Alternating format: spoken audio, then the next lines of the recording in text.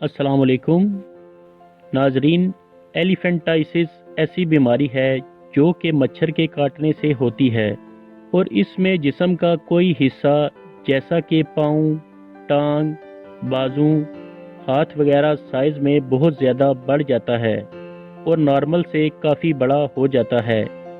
इसी वजह से इसको हाथी पाँव या हाथी के बाजू से भी तशबीह दी जाती है। मच्छर के काटने से ये बीमारी कैसे हो जाती है आपको तफसील से बताते हैं।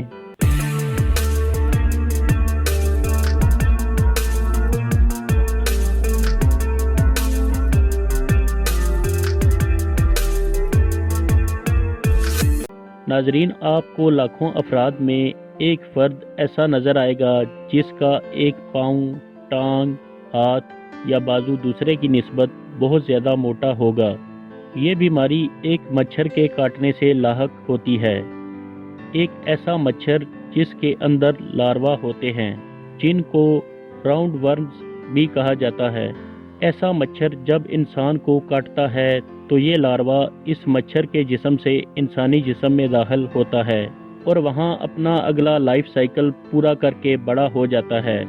इंसानी जिस्म में खून की नालियों से खुदकार निज़ाम के तहत निकलने वाली रतूतों को ठिकाने लगाने के लिए लिम्फेटिक सिस्टम काम करता है, लेकिन ये लार्वे बड़े होकर लिम्फ नोड्स को बंद कर देते हैं और ऐसी रतूतें अपनी मतलूबा जगह जाने की बजाय वहीं टांग के निचले हिस्से या बाजू वगैरह में जमा होना शुरू हो जाती हैं।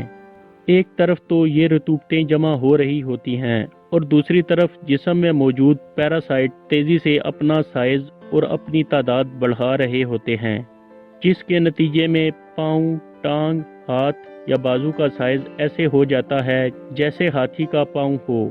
मरीज़ के लिए तो ये बीमारी तकलीफ दह साबित होती है, लेकिन साथ दूसरे अफराद भी डर रहे होते हैं कि कहीं मरीज़ को काटने वाला मच्छर अगर इन्हें काट लेगा तो इनको भी ये बीमारी लाहक हो जाएगी। तो याद रखें कि ऐसा हर किस्म के मच्छर के काटने से नहीं होता, बल्कि मच्छर की एक ख़ास किस्म सीओलेक्स के काटने से ऐसा होता है और ना ही मरीज़ को काटने वाला मच्छर जिसे काटेगा वो भी ऐसा हो जाएगा। जिन लोगों का इम्यून सिस्टम मजबूत होता है इनको इन्फेक्टेड मच्छर काटने के बाद भी अमूमन लार्वा अपना लाइफ साइकिल मुकम्मल नहीं कर पाता और हमेशा लार्वा स्टेज में ही रहता है, जिसकी वजह से इनको इससे कोई नुकसान नहीं पहुंचता।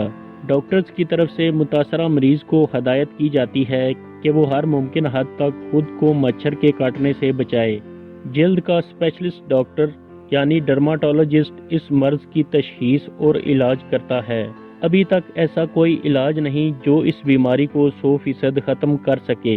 ऐसे मरीज़ों से हरगिज़ ना डरें और इन्हें तन्हाई का शिकार ना होने दें, बल्कि इन्हें हर तरह की तकरीबात में शामिल किया जाए।